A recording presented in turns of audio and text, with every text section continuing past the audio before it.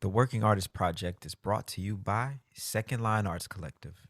Learn how you can support at secondlinearts.org.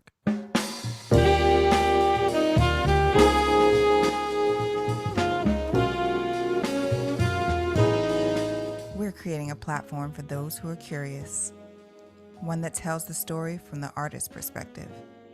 Moments in time, captured from the innovators who are reshaping dance, music, theater, and the visual arts. This is the Working Artist Project. Good evening, ladies and gentlemen. Welcome to the Working Artist Project. Darrian, how you doing tonight? Yo, Gregory, Agid, I'm happy, man. It's good to be back. You know where I'm at, bro? I'm in quarantine, bro. I don't Are know you if in you knew quarantine? Have you Yeah, been doing anything else for the last year and a half? that. Look, man, I was jet setting around this weekend, and I got a little baby, so I'm just waiting on my PCR test before I can interact with my family. So I'm stuck in my room practicing drums and stuff. But other than that, man, I'm doing great, man. That's What's up with awesome, you, man. man? What's up with you? You know, after like 50 episodes together, I realized I don't have to introduce you when we when we start talking. Nah, everybody knows me, man. after Everybody knows me. after all these episodes, I'm always like, man, how do I introduce Darren? It's like, wait, he doesn't need an introduction. He's Darren Douglas. Come on. Yeah, bro, I'm the only one, baby.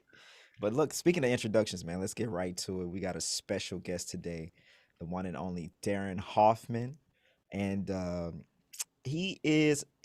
don't even, I guess he's a mogul, man. Honestly, Greg, he's a musician.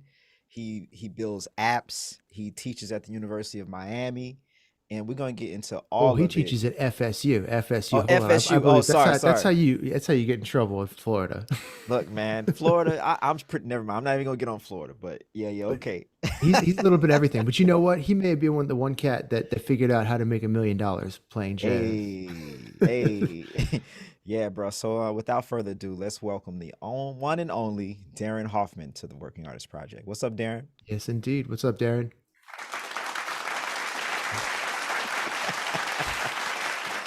You like my claps in a box, bro? Those weren't real people. Nah, man. Believe it or not, bro. Believe it or not, they're not real, man. But Everybody all my thinks they. thousands of fans are showing up. Those are everyone's collective Instagram fans clapping at the same time. All 300 of them, man. But yeah, Darren, Can I, man, can I just go put on the record? I absolutely have a net worth so far below $1 million that I just need everybody on the internet to know that. Oh, you okay? Hey, don't let Darren lie to y'all, bro. He's a billionaire. We all know it. So let's let that just be what it is, man. Don't crap on your own blessings, Darren. How about that? Anyway, I can even start with that. I feel Look, like man. I feel well. Hold on. We were talking for a second beforehand, and I gotta let you know my joke, man. So Oh man, what's the God, difference between rock and jazz? what's the difference? Man, jazz you play a million chords for 5 people, and in rock you play 5 chords for 1 million people. I There need you a go. psh. I need to cue that up for next time you tell one of your jokes. Right. Oh man. So Darren, man, let's get to it, man. I want to talk to you about music first, and then I think we're gonna transition to all the stuff other cool stuff that you're doing. And I want to start with Uncle Nef because you play in a band or you co-lead a band with one of my favorite drummers, one of the greatest drummers to ever live, the most grooving. And so that got to say something about you. You play with Mr. Shannon Powell and Uncle Nef, and I want to hear about the inception of that group and what y'all up to now. All right. So Shannon, the king of Treme, Shannon Powell, Powell by the Owl. He was my teacher on the drums when I was studying drums at UNO. And outside of school, I would go and hang with Shannon at Donna's Bar and Grill. And I'd sit, 3.5 feet from him, just study, recording in my mind, whatever I could do. And then after I was done with school, I was living at Topsy Chapman's place. She has like a little efficiency on the side of her house that I rented for a while.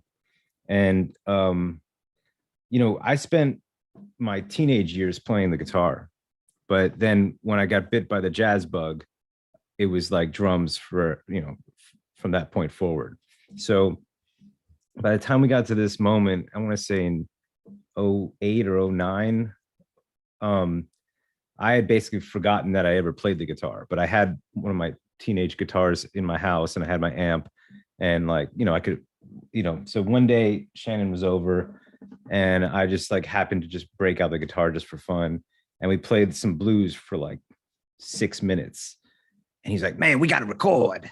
And I was like, yeah, bro. Okay, sure. Right. He's like, because he was like, man, that shit sounds good, man. I was all right. So I was like, all right. So then fast forward 8 years later or whatever, 2017, I come down to New Orleans for the memorial and second line for Mr. Charlie Sims from Donna's Bar and Grill. And I had just gotten back to playing guitar full time, and because I was writing an opera and I needed a noted instrument to write this opera. So I was like pulling out the guitar more and more. I was like, you know what, let me go hard on guitar for a little bit. And I wanted to start, actually, I think I was going to start my own solo project. And I was like, let me get Shannon on a few tracks. So I've always been a fan of the guitar drum duo thing. I always found myself when I did play guitar as a teenager and like early 20s, I was like, always doing guitar drum duo stuff. So I love the White Stripes and other things like that. So basically I was like, Shannon, it's just you and me in the studio, do just 4 songs. I'll have it ready. We'll just play some blueses and like just have some fun with it, right? I think we lost you, Darrian. Did we lose him?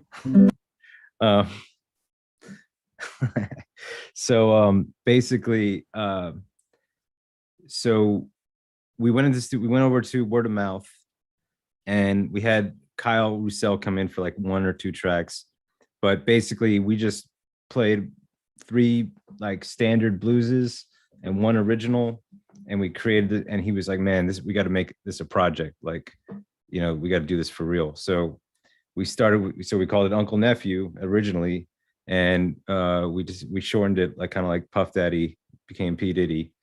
We became Uncle Nef.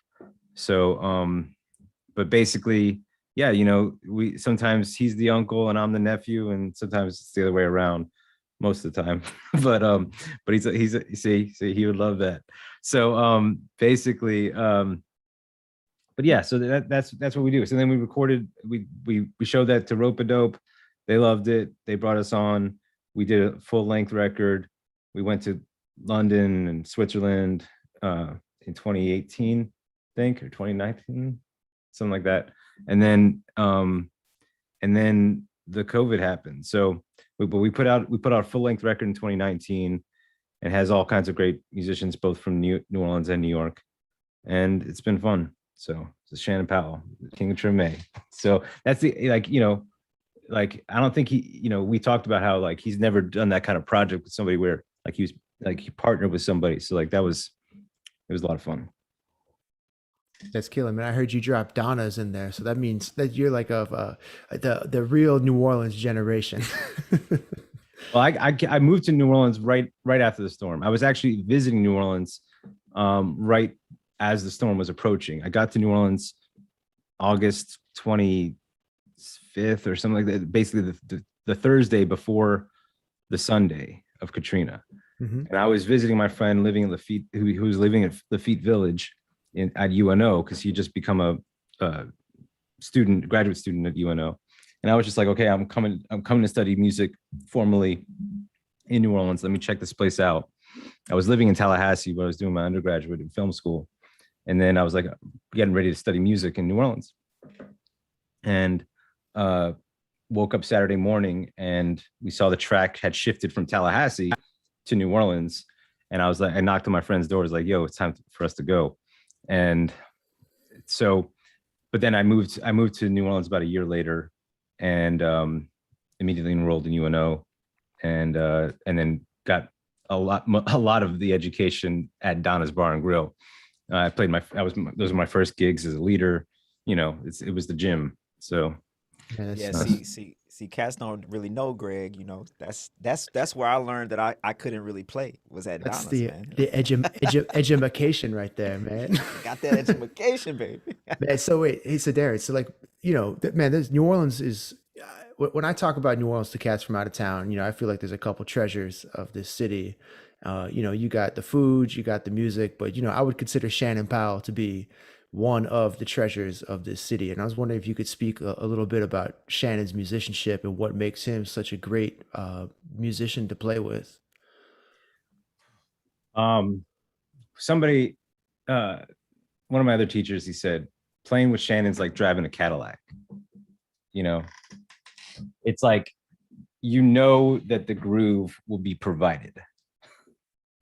And not only that, like if you aren't providing it just as equally as him, you will know that you are not providing the groove just as equally as the King of Treme, right? It's just immediate. You're like, okay, I am not grooving because I'm fucking up. And he will let you know if you can't tell, right? But he'll do it with a big smile on his face. So that said, Marcus Roberts called him a groove machine, right? So like it's now that comes from not just learning how to play. It comes from his personality. So like, he has a goal, he has a mission in mind when he sits behind the drum to provide a service of music, right? And that's like there's a sacredness to what the audience is going to experience, right? So he can be like fun, he can ham it up a lot and this and that, and I could be kind of quiet on stage and like, I'll throw out some dry jokes, about our dynamic, but he's, people are there to see Shannon Powell for the most part, right? So, but what we both kind of like, I think always agree upon is that whether or not it's fun or it's rock and roll or it's blues or it's jazz or whatever, it's got to have it's got to be so grooving that everybody in the room is feeling it, right? And not heady, that it's, as he would always quote Danny Barker, right? So Danny Barker being like the kind of the godfather of the revival of traditional jazz that taught Shannon and Herlin and everybody else, right? But we always talk about how we don't want to play things that are too hip, right? In other words, we want to keep it hip and but you don't want to be too hip because too hips make an ass, right? So if you get all hot, like heady or like feathery, and you don't have the nuts and guts, right? Then like you're getting kind of too, so in that sense, we want to make sure that that it has more of a feeling than like a thought process. And that's kind of where we intersect with Uncle Nef, because we could play 1-4-5 all day, but like when you have that power that Shannon brings, it's worth doing it. No, absolutely, bro. And we're gonna get to some of that music here in a second, man. But before we do, I want to switch gears over to your Guava Records, because I think it's really unique what you were doing with Guava, and I'm assuming you're still that the light in the background is making me think about it, because everything you did, your whole vibe was purple, and you had people singing, doing all kinds of things with video and music, and combining the two mediums, kind of before anybody else, in my opinion. Can we go there and kind of talk about the idea and the business, like how you put music and business together to create that product? Yeah. So thank you. Yeah. So certainly I wasn't doing this before anybody else. So I'll say that specifically because I worked with a cinematographer named James Laxton, who ended up, he went to school at FSU. He's a couple years ahead of me. And then he actually shot Moonlight, an Underground Railroad, and all those things. So James Laxton came in, he worked on a project I was doing in New Orleans, and he was over at my place and he was showing me this thing on YouTube. So this is like 2008, right? So YouTube is maybe 2 or 3 years old, right? So he showed me this video of like an indie band playing maybe somewhere in Germany or something like that, or in London, in like a little apartment. And it was just handheld DV camera, just like one shot, like of an intimate concert, right? And that was at the beginning of Blogatech. So if you look up Blogatech, it's like this, it was, you know, live performance oneers, as they say, no editing, you know, just like a kind of a, basically an intimate one shot recording of music, right? And so I was like, all right, cool, that's interesting. And I enjoyed the thought, because I like no smoke and mirrors. I like just like, here's the recording, here's the performance. This is a real person making music. There's nothing, they're not hiding behind anything, right? So then I, you know, I went and I created this startup company for music education, and I started making things that involved up to 30 cameras, you know, all at once around the Jazz Lincoln Center Orchestra. And I was, you know, just adding more and more sources and cameras and everything else.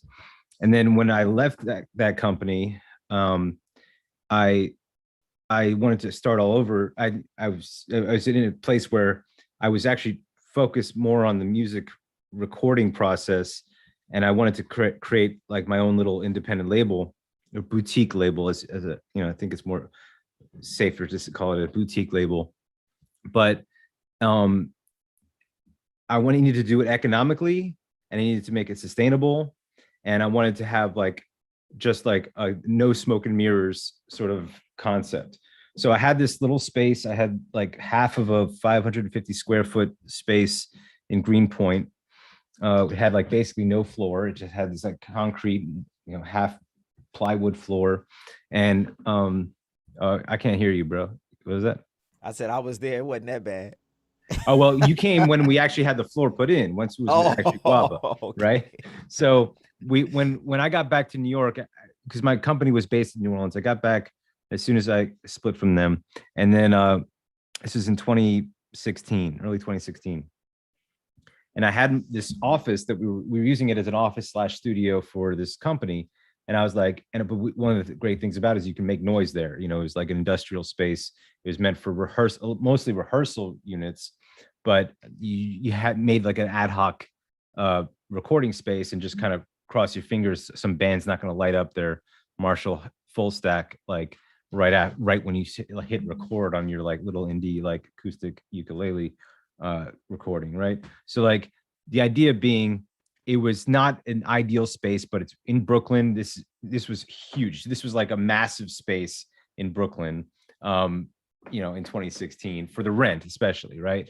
So, you know, no heat in the hallway, no heat in the bathroom. It was a mess. But what we did is, all right, you know what? Let's put a two-year lease on this place. We'll rent out time at night when, you know, the after work crowd is coming in and they're playing, you know, their loud rock bands just for fun and getting drunk or whatever. So like, but we'll record during the daytime, right? So, okay, so now I know I have about 8 hours of time when most of the time the building's kind of quiet, right? So, and I have a room, I have an interface, I have an SM7, not this one, but I have an SM7. I partnered up with Parker McAllister. We brought in a baby grand piano. So we had a great piano. And I was like, okay, what could be sustainable? How can I make records? How could it be a record label where I'm not just releasing things like you, all right, you know, Greg and Darrian go and make a record and you do all the work and you give it to me, and I'll take a cut and call it a label. I didn't want to do that. I don't want to be a releasing label. I want to actually produce music, right? But I also didn't want to be beholden, and I didn't want artists beholden to me for like their career in any way, right? So like I didn't want to like sign anybody. I just wanted to make a record that like a live in studio record, and we partner. You come in, we partner on this one record, and then if you get signed to Sony the next day, fantastic, right? Well, you did a live at Guava record, right? And that record is full take. You know, people come in, they do multiple takes sometimes, but like just one full take, right? And you have one camera, handheld, no frills, but like make it look nice, make it look as good as it sounds. Because the problem, you know, I was addressing, you know, when people ask you, oh, You're starting a business. What problem are you solving? Right. Usually they ask you that question when they don't like your idea. Right. So basically, so as I was trying to be prepared for, it's like, okay, I've decided to do this. What problem am I solving? At the time, at least, you didn't exist as an artist unless you had a dope video on YouTube of you playing live, right? Not like narrative music videos, as far as I'm concerned, don't really count at this point, but like they're fun. If you can make a dope one, fantastic. But when a question becomes, hey, do you want to go see Darren and Greg play at Rockwood? Well, the first thing I would do is go on YouTube and see, like, let me see who these guys are. Like, okay, well, I don't care about their narrative videos. Let me live in studio. Okay, whatever. Let me click that, and then I'll decide if they're worth my eardrums, right? So basically, I was like, the problem was my peers and I had this problem of the content we had was either shot on a cell phone, right? Or it had great sound, but shitty video if you really were lucky, right? But if it was too loud, you're not going to get good sound. Or you had great video, somebody was shooting a DSLR, crappy sound, right? For whatever reason, even when you tried to record on the board and you paid the guy for the board audio, and then he was like, oh, I forgot to put in the card. And it's just like, it didn't, and you already paid for the DSLR camera, and you're like, oh, what, all these different problems. I was like, okay, if somebody comes to record with me, they can feel safe that it's going to look good and it's going to sound great. And as long as I can keep that consistency, then we narrow the scope of the production to one day. Artists come in, they have to do full takes. I'm not going to edit nothing, right? But I want to be able to mix this, and everybody has to play. You have to actually be playing an instrument. Like, nobody comes in with like a laptop and just starts going, right? So like we did have like a drum machine, but the drum machine playing with like, a real electric guitar and bass or whatever. But humans playing the music, full takes, and record it in a way so that I can mix it efficiently as well, right? So that allows me to put in an amount of value that's in partnership with the artist, so that we are actually having sort of an equal partnership on this one production. So Yeah, So, bro. Matt, one of the words you kept using was sustainable, and I was wondering, Matt, if you would maybe kind of dig into like how it seems like, just right off the bat, it seems like a very ambitious goal to get a little space in Brooklyn and record bands and keep that going. And so how did you financially keep that dream going? Well, so what we did is like I was saying, we would have to rent the space out at night to other bands. So like, it was already kind of useless time to us anyway, because as soon as somebody lights up a bass amp next door, we can't record our, one shot acoustic-ish recordings, right? So we rented out the space at night. That subsidized the amount of money we were spending on the space, right? But and then we had diversify our incomes. Like Parker is Parker McAllister. If you guys Parker, right? Parker, he's like top call bass player in the city, and so we subsidized the actual business of it. But the idea is that if you can get the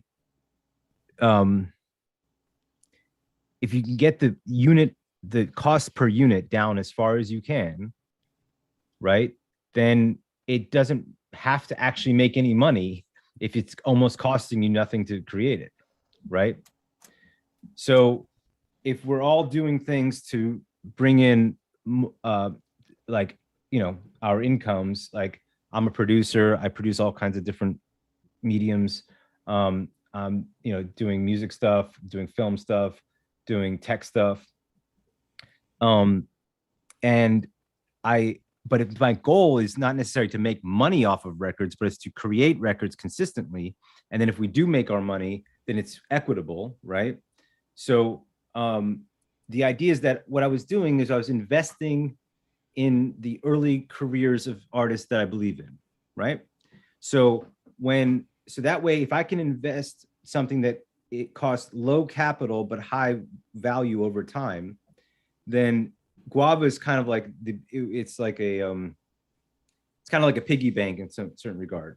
Like one of our artists, they recorded with us in February, right before COVID, the 2020, and then Linda Diaz, and then she won the Tiny Desk competition for 2020, the COVID one, right? And then she elevates in her status, and then people. So what happens is that the problem I'm trying to solve is not necessarily to make money with the stuff, but it's to, it's to create quality content of value, so that me and my peers can help elevate one another collectively, right? Absolutely. Bro, Absolutely. that's beautiful. That's so killing. Darren, now dig this, Greg and Darren. So Darren skimmed over this whole thing. He left his company and he was dealing with Jazz and Lincoln Center. So Jazz and Lincoln Center just tells me already that you're on a high level. Whatever you're doing it on the highest level to even be in that crowd, right? But what the more interesting thing I do want to talk about, because I think this will help every listener, is you created something and then you had to let it go, or you left, or whatever happened, right? I split. You split. That's hard to do, especially when you created it. And I know because I saw you putting the energy into it. Can we kind of, we don't need details, but I just kind of want to like talk about how, when it's time to leave, you know what I mean? Because we were talking earlier, I was telling you, I've been fired from every band. At some point, it's time to roll out. How do you handle that? Well,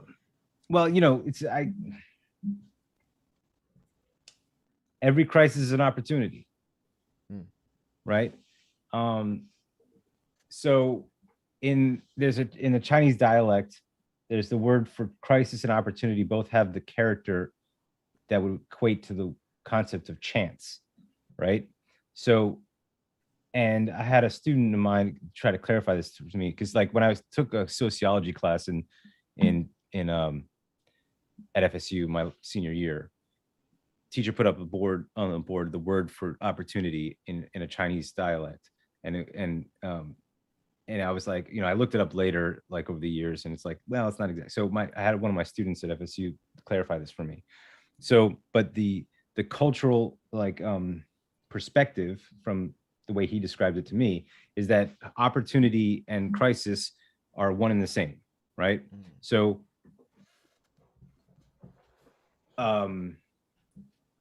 I also reread that section. I had already read the Steve Jobs biography twice. So I went back to that one section when he left his company, when he split the first time. And it basically just, there was certain things that I had to here's what I would say. For 10 years that I ran that first company, I never considered myself an entrepreneur. I just had a stigma against that term, right? I kind of grew up with the wrong perspective of what that word meant, for good reason. Just it was not for my age group, it wasn't an attractive term.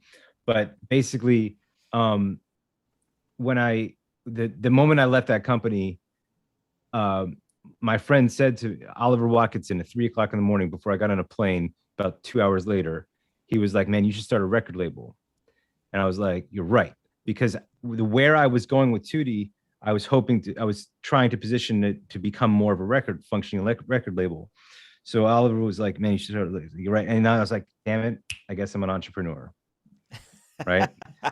So because if I literally decide to start another venture the day I leave the first one after 10 years, fine. I guess you can label me this if you need to. You know what I'm saying? What's the negative stigma with the word entrepreneur, if you don't mind me asking? It's an ignorant one, but you think, who do you think? CEO entrepreneur, Jeffrey. CEO entrepreneur. Right? I remember I was about 28, 29, and I was hanging with somebody that was like 21, 22, and I was describing something I did where I was like, I didn't take no for an answer when somebody didn't give me like permission to do something at a school or a business thing. And she was like, of course you do that. It's totally like what an entrepreneur would do, right?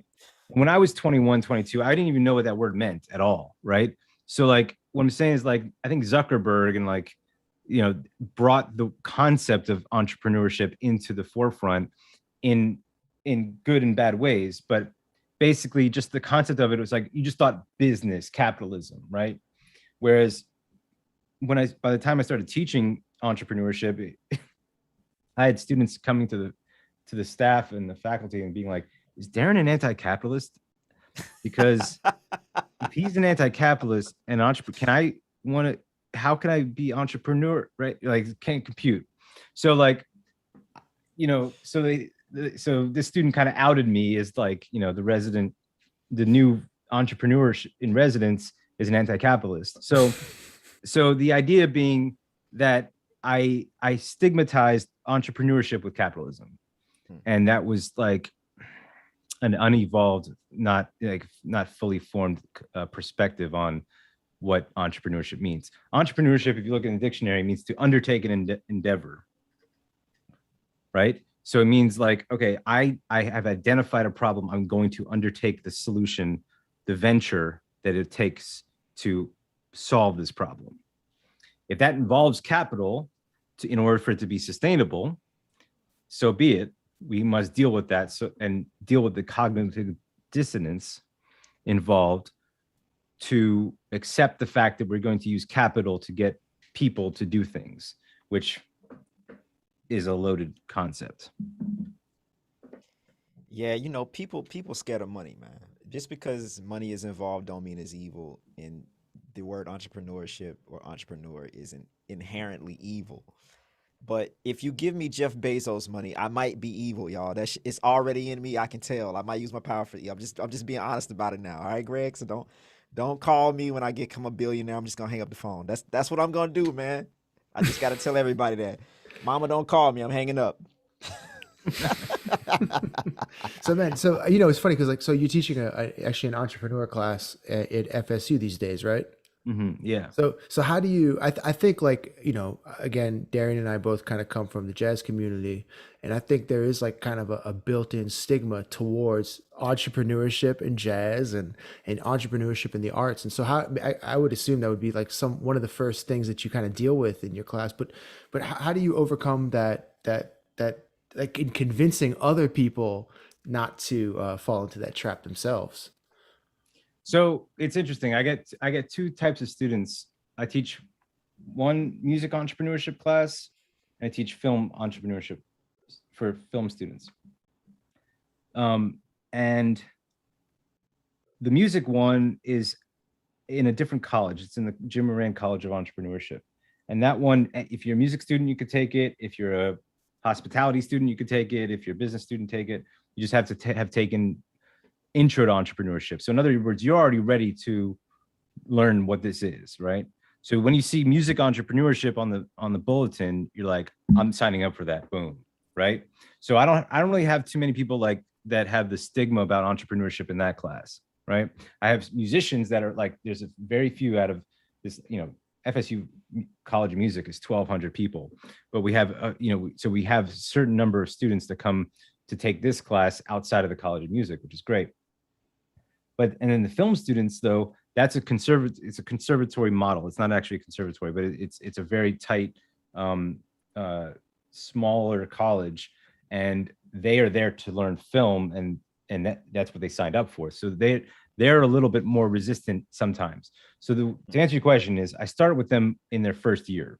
So the BFAs, I get them the first semester. They're mine. So I get to indoctrinate them from the beginning, and then the MFAs the following semester.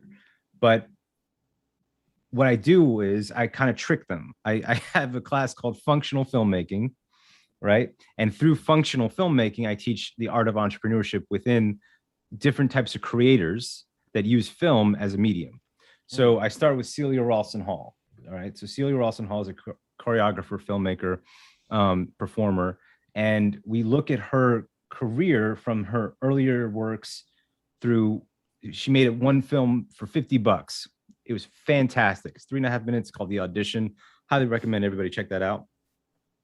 And that got Vimeo staff pick when it came out. I want to say it was 2014 or something like that. 2013, maybe earlier. I don't know. And then she built a niche audience. She then created a Kickstarter for a feature film where she raised $50,000 to make this movie called Ma, which is a fantastic film. It's a silent film. It's amazing. And since then, she's basically been in demand for all kinds of different projects. She's a true, now she's been working in permaculture and all kinds of different things. So like she, what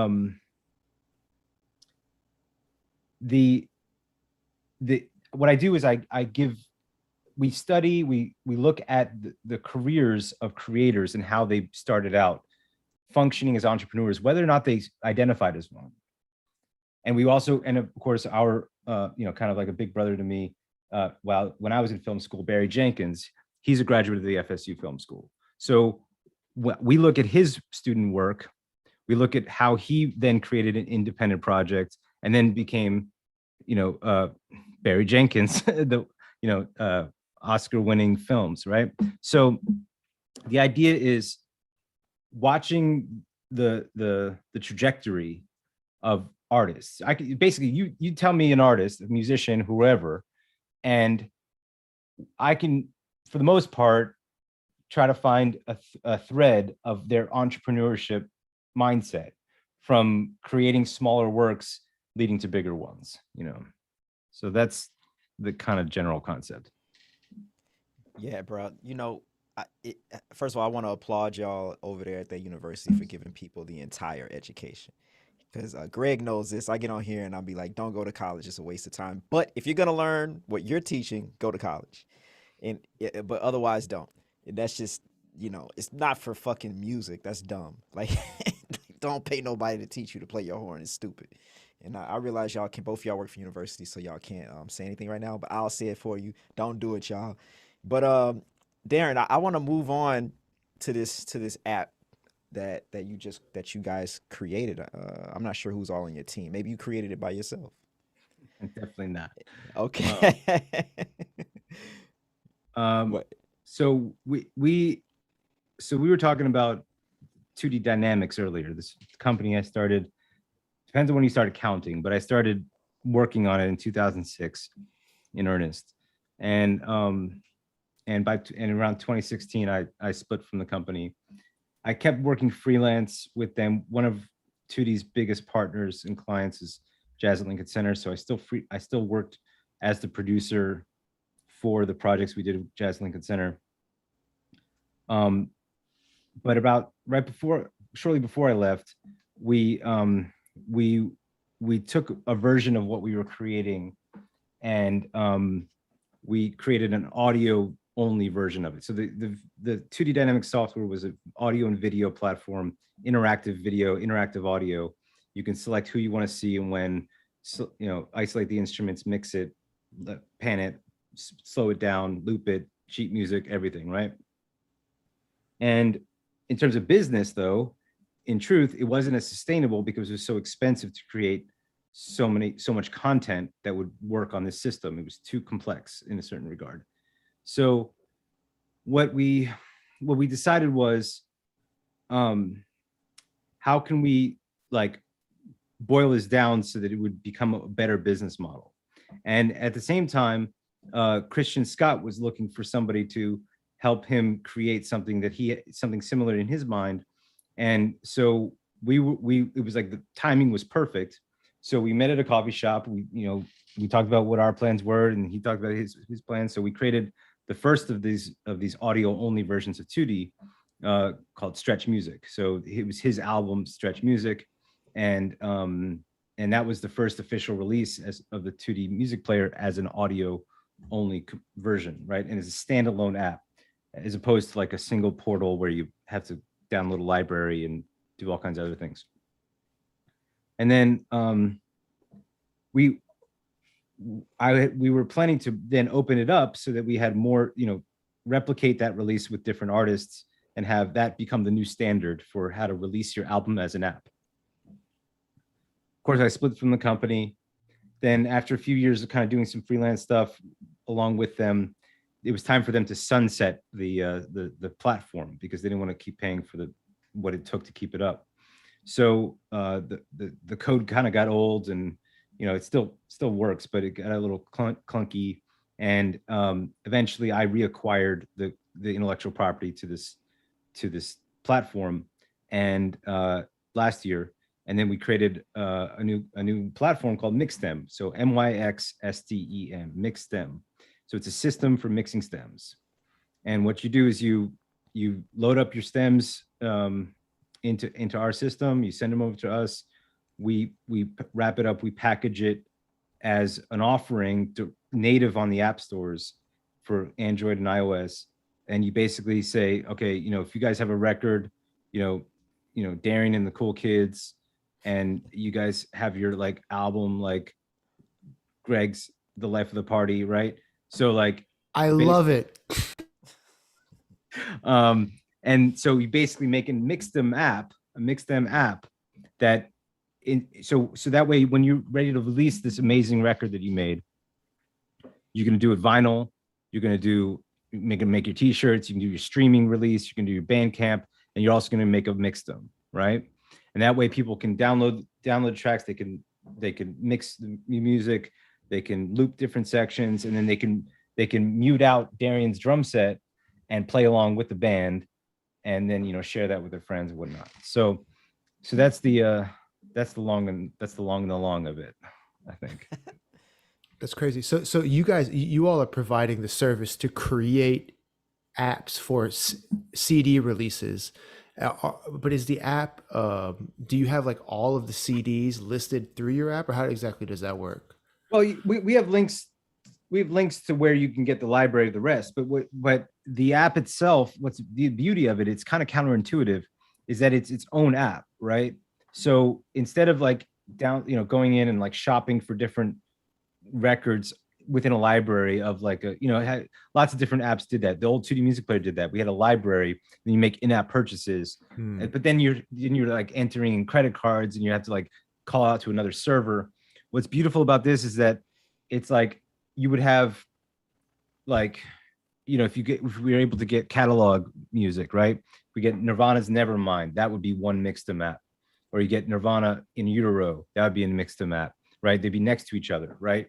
So that way you can offload them one by one, and Apple, Google servers are serving it up to you.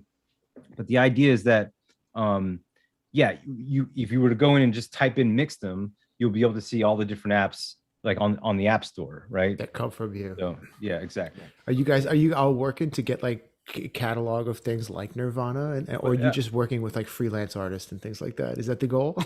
I mean, we want to make a standard, right? So so of course Nirvana would be a miracle, like a wonderful thing to aspire to. But the idea is that we're working with different folks to look at catalog work, and also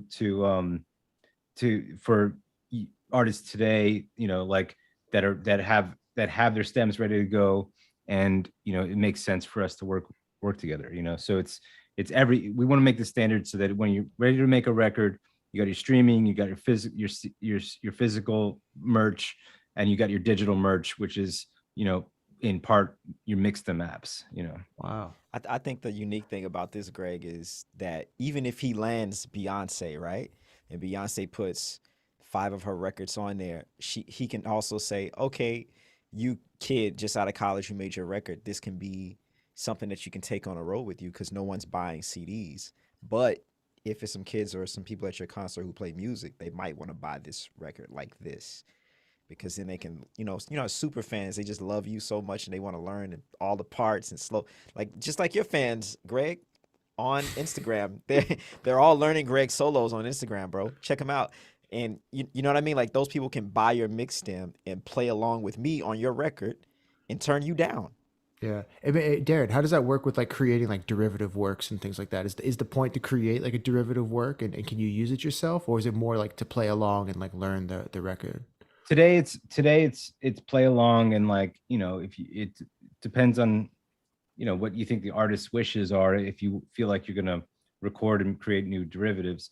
But we are planning to incorporate new features next year where, as the artist opts in, not every artist may want this, but if the artist opts in, then you can enable that record button, enable that webcam, and then you record yourself playing along, and then you share that on TikTok, and you go viral, and then that's how you make $1 million. Wow, that's dope.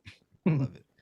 Bro, that's really amazing, man. And like to me, I again, like, which goes to the value of like arts education, creativity. Like it doesn't just stop at guitar or drums or like songwriting and things like this. All this creativity extends out to the real world, like creating apps and whatever else we try to do, man. And it's man, it's super cool to see that whole thing manifest into something outside of music. Man, I'm sitting here thinking, and I'm like, yo, this if I taught at a university, then I would make my mix stem mandatory. I would say, okay, everybody here has to buy my method book and my mix stem, because like that's powerful, man. And not even trying to make money, but it's just like if you want to be good, you got to learn how to play with the cats that I play with. And I think that, like when you're young, you're trying There's to no learn to play it. substitute for playing along with the best in the world. Yeah, there is. That's the first thing I discovered when I got to New Orleans. Yeah, like, there's no substitute for actually playing along with this person. It's not, bro. This is dope, man. I think it's gonna be huge. Yo, Darren, do you do the coding yourself, or how Absolutely involved? not. No, definitely not. I decided I don't know. The minute I learned what coding was, I decided I was not going to make that my career. Mm-hmm. And also 3-dimensional animation. Those two things, I was like, I'm going to nope on those things. And I did that when I was a teenager. So as a creative, like someone who's like, has a wonderful idea like yourself and is looking to get into like a space of creating an app or some other medium, maybe that you're not so familiar with, like the technical details on how to execute. Like how do you go about building a team and making that dream come true?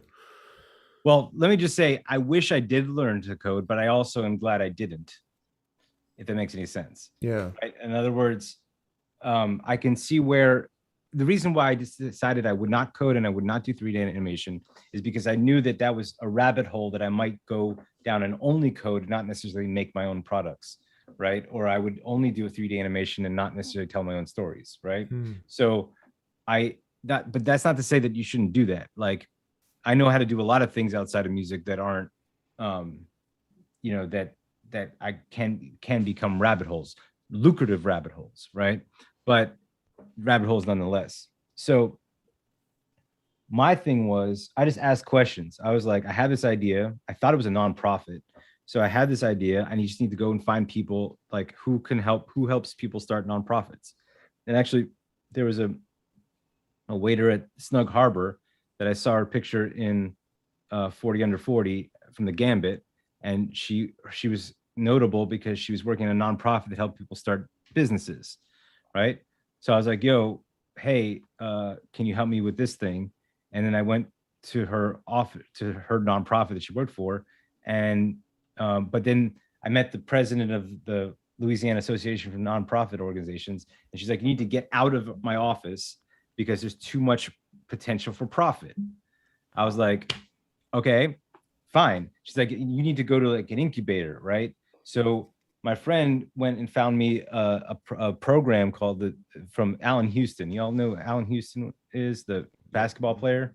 Yeah, absolutely. He had an entrepreneurship development program that was in Central City, and I applied for it. So for 3 hours twice a week, I would leave music school, drive down to Central City, take these very fundamental business classes, how to write a business plan.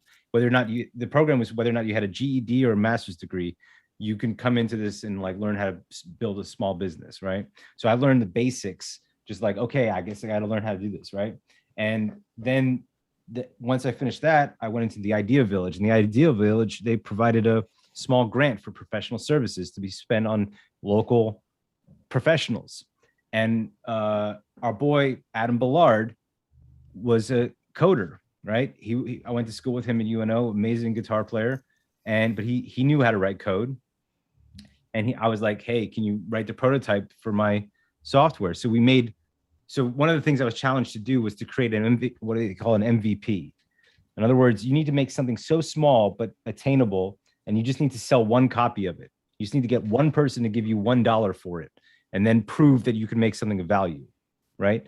So we created this thing called Super Looper. So it was like the first year of the App Store. And we made what I think was the first app to come out of New Orleans from a company, like an official startup, called Super Looper. It took back then you had an iPod library. So you take a song out of your iPod library and then you loop in and out, and you could go down to the hundreds of a second and get a perfect loop so that you can transcribe your thing for class. So like after I left UNO, the next year, our boy LaQuay brought in his iPhone with the Super Looper app and would do a transcription using just that one chorus that he transcribed, right? So that helped me prove my traction, prove that to people with more money and more resources that I wasn't like, bullshitting around, right?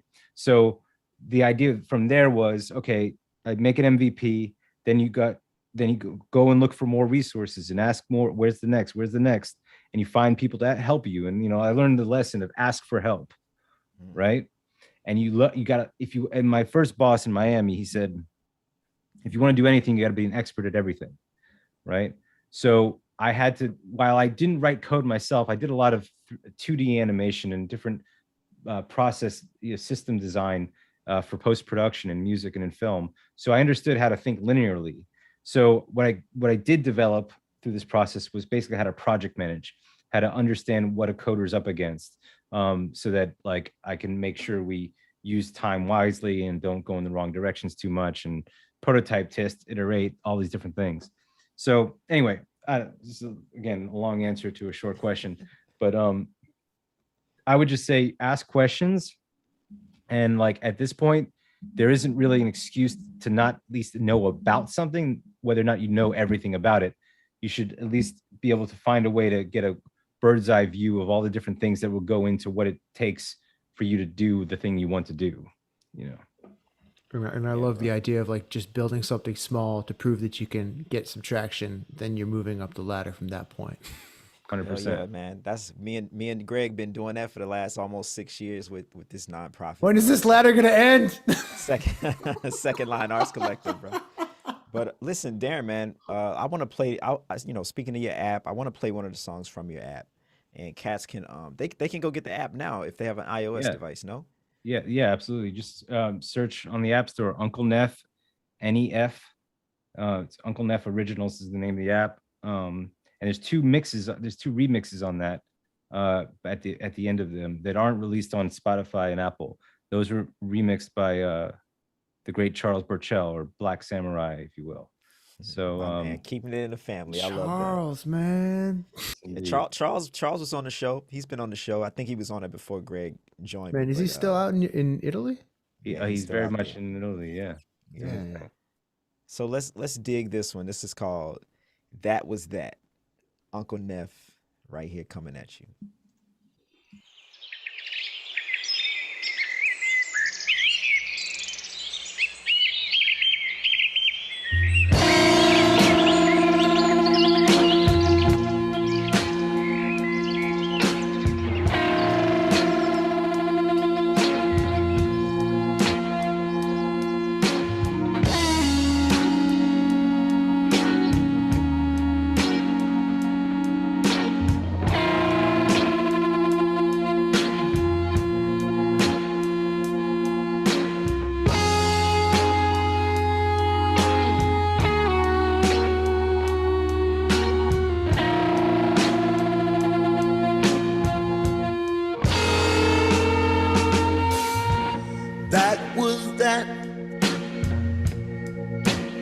love you, my babe.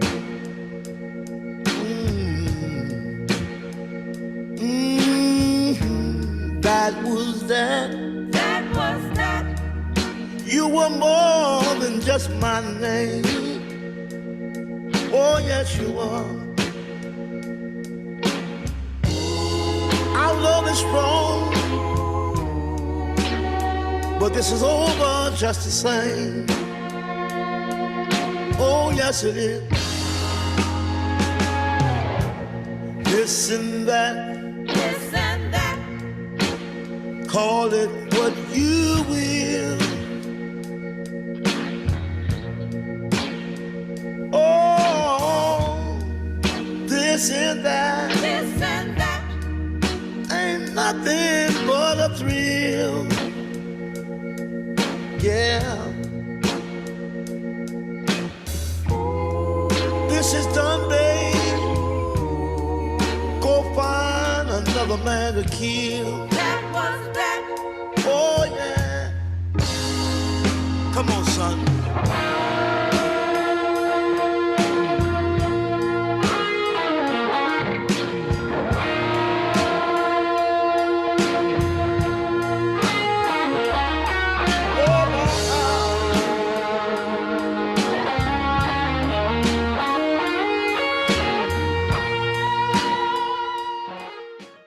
I don't want to give them too much of it, Darren. I don't want to give them too much of it. They got to go download that app.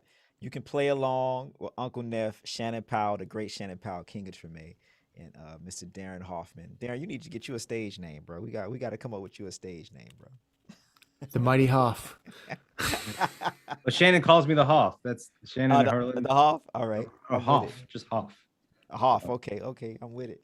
Look, man, we coming up on time, y'all. But before we go, I do want to give you, Darren, an opportunity to tell everybody how to connect with you and how to buy all your products. Well, it's funny. I was just before we started this, I was thinking, do I need to let the alter ego come out more and rebrand or whatever? I just watched a film from St. Vincent. Y'all St. Vincent fans? She had a film called Nowhere In. She's actually playing tomorrow night. I'm going to see her at Radio City Music Hall. Oh, cool. But the film itself is about that alter ego. That said, when Twitter started, I was like, you know what? I'm just gonna put my real name and just own it. So for better or worse, I can't hide behind an alter ego. So whatever I do in my life, my name is going to be attached to it. So I've decided to just go with that road. So my name is Darren Hoffman. It's at Darren Hoffman. That's my Instagram, darrenhoffman.org, not .com.org. So darrenhoffman.org is where you can get. And then my Instagram has links to all the different projects. So get at me, fam. All right, y'all, Yeah. get at him. Get at Darren. Beautiful. Just search him on Instagram, Darren Hoffman, Darren, and then you know how to spell Hoffman. So, but yeah, HOFFMAN, one N. Darren, thank you so much, man. It's been a pleasure getting a chance to talk to you and hear more about the inner workings of the Hoff. And thank you guys for having me. It's been a lot of fun. Absolutely, y'all. My name is Darrian Douglas, I'm Gregory Agid. and this is the Working Artist Project. We'll catch y'all later.